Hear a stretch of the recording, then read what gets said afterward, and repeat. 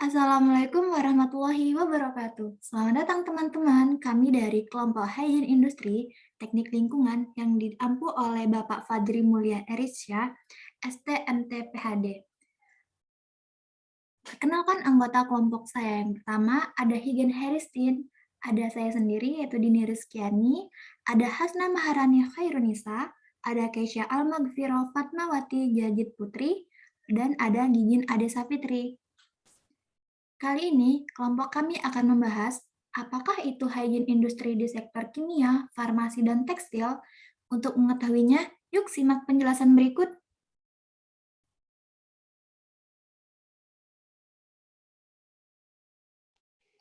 Untuk materi pertama yaitu mengenai sektor kimia. Sektor kimia itu keamanan menggunakan bahan kimia berbahaya sangat tergantung dari kemampuan dan keberhasilan penanganan bahan tersebut dari sudut keselamatan kerja yang telah ada ketentuan yang mengaturnya. Terselenggaranya upaya preventif dalam pengolahan bahan kimia dan pelaksanaan pengendalian kadar udara aman. Zat atau bahan kimia berbahaya itu zat kimia tertentu bereaksi dengan asam mengeluarkan panas dan gas yang mudah terbakar atau beracun atau korosif. Contohnya asetilen dengan NaK 50 ton, sedangkan untuk zat kimia yang mudah meledak, contohnya air raksa fulminat dengan NaK 50 ton. Zat kimia oksidator adalah zat kimia yang dapat menimbulkan reaksi atau mulai menghasilkan oksigen yang dapat menyebabkan kebakaran. Selanjutnya itu ada pengaruh terhadap kesehatan pada sektor kimia. Yang pertama itu satu menyebabkan iritasi, kedua menyebabkan korosif, yang ketiga menimbulkan alergi, yang keempat menimbulkan keracunan sistematik, yang kelima menyebabkan kanker, yang keenam menyebabkan pneumokoniosis, dan yang terakhir akan menyebabkan efek bius. Selanjutnya ada sektor tekstil. Pada industri tekstil, banyak proses pembuatan tekstil yang dilalui, seperti pewarnaan tekstil, pemotongan tekstil, dan lainnya. Industri tekstil ditinjau dari segi hygiene perusahaan dan kesehatan kerja memiliki kekhususan yang tidak terdapat pada industri yang lainnya. Misalnya saja tentang penyakit disinosis dan demam pabrik atau mill fever. Penyakit khusus pekerja industri tekstil. Berbagai bahan baku yang telah dilaporkan, berbagai macam bahan baku sebagian besar merupakan penyakit biasa yang ada di masyarakat dan penyakit akibat kerja. Penyakit biasa yang ada di masyarakat, contohnya itu influenza, bronkitis, TBC, dan lain-lain, yang juga ditemukan di tempat kerja yang berdebu. Penyakit khusus seperti pneumopati atau penyakit paru pada pekerja yang mengolah bisiniosis dan demam pabrik. Penyakit antraks yang terdapat di bahan wool dan kapas bermutu yang terdapat bakteri Achromobacter coacae. Penyakit bisiniosis pada pekerja pemintalan yang disebabkan oleh debu kapas. Demam pabrik disebut juga mill fever atau penyakit hari Senin, hari awal kerja pada setiap minggu, yang merupakan suatu penyakit yang diderita oleh pekerja yang baru saja mulai masuk kerja di pabrik pemintalan atau baru saja masuk kembali kerja sesudah lembur yang cukup lama. Gejala mill fever berupa gejala demam, muntah, pusing, dan berlangsung sampai 3-5 hari. Dan seterusnya pekerja tidak menderita lagi. Menurut survei, demam pabrik terdapat 13,3% dari seluruh pekerja pabrik pemintalan. Bagi pemimpin perusahaan, agar demam pabrik ini menjadi perhatian yang serius, agar jangan menjadi kesan yang buruk tentang pekerja yang baru, tetapi tidak masuk kerja pekerja tersebut menderita demam pabrik.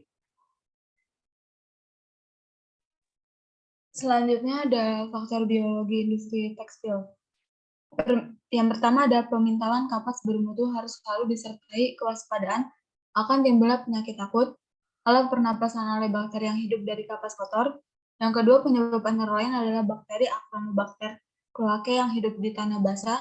Yang ketiga, gejala sama dengan bronkitis dan pneumonia akut. Yang keempat, ada pada pekerja tekstil yang menggunakan bahan wool beresiko untuk terkena penyakit infeksi antraks. Yang kelima, ada biasanya kelainan terlihat pada kulit berupa pustula yang cepat melebar dari mulai warna merah kemudian menjadi lebih besar dan menghitam. Yang keenam ada penyakit antraks dapat pula menyerang alat pernapasan bila debu wol yang mengandung antraks mencemari udara. Selanjutnya ada faktor fisik dan faktor kimia industri tekstil. Faktor fisiknya yaitu yang pertama ada lingkungan kerja terlalu panas, yang kedua lingkungan kerja lembab, yang ketiga lingkungan kerja terlalu bising, yang keempat lingkungan kerja pencahayaan kurang. Selanjutnya ada faktor kimianya. Yang pertama ada pemakaian pengawet, kedua pemakaian zat warna, yang ketiga ada pewarnaan, yang ketiga ada pemakaian pelarut organik atau organik solvent. Kecelakaan kerja di industri tekstil. Yang pertama ada bahaya kebakaran sebagai penggunaan bahan kapas, minyak, solar, bensin, dan gas karbit. Yang kedua, bahaya tersengat arus listrik. Yang ketiga, bahaya peledakan akibat menggunakan pesawat uap dan pemakaian bejana tekanan tinggi yaitu tabung zat asam dan pesawat karbit. Yang keempat, ada bahaya yang menyebabkan mesin berputar. Dan terakhir, ada bahaya terkena sambaran petir.